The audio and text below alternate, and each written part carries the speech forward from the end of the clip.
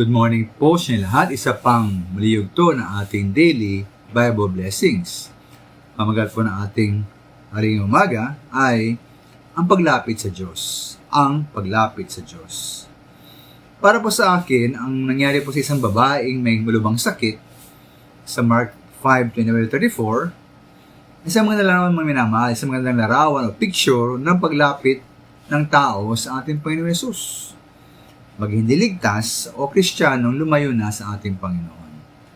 Una-una po, ang babaeng ito ay desperado. Siya may sakit, 12 taon nang dinudugo. Ngayon sa verse 26, hirap na siya sa sakit na iyon. Marami ng doktor ang sumuri sa kanya. Naubos na ang kanyang ari-arian sa pagpapagamot, ngunit hindi pa rin siya kumagaling. Sa halip, lalo pang lumala ang kanyang karamdaman. Ngayon, ba't kaya mga minamahal may mga hindi ligtas na parang wala interes na lumapit sa ating Panginoon para magbago at maligtas? Marahil po hindi pa nila naramdaman na kailan po kailangan ang Diyos. Ganyan mga minamahal ang mga nagkasabing Kristiyano na numuhay naman sa kasalanan at binabaliwala ang ating Panginoon. Kaya pagkapala po para sa iba ang paghihirap at trahedya. Dahil ang mga ito lamang kuminsan ang magkukumbinsi sa kanila na sila po'y mahina at kailangan nila ang Diyos. Nang sa gayon, sila po'y lalapit po sa ating Panginoon.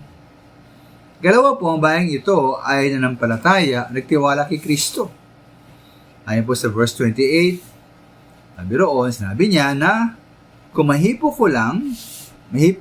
lang niya ang damit ni Kristo, siya po'y gagaling. Kaya po dapat nating ilapit ang mga tao sa ating Panginoong Yesus ay ipakilala ang ating Panginoon sa kanila. At ikatlo po, kumilos ang babae ayon sa kanyang pagtitiwala. Ayon po sa verse 27, nagipagsiksikan siya, lumapit kay Kristo at hinipo kanyang damit. Ayon po sa verse 29, naramdaman ng babae na magaling na siya. Yung mga minamahal, tanging po ang Diyos ang makapagkukumbinsi sa mga tao, pati sa mga lumayong Kristiyano, na kailangan nila ang Panginoon.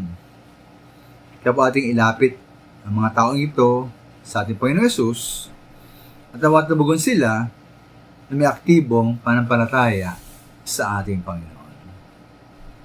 Maraming salamat po.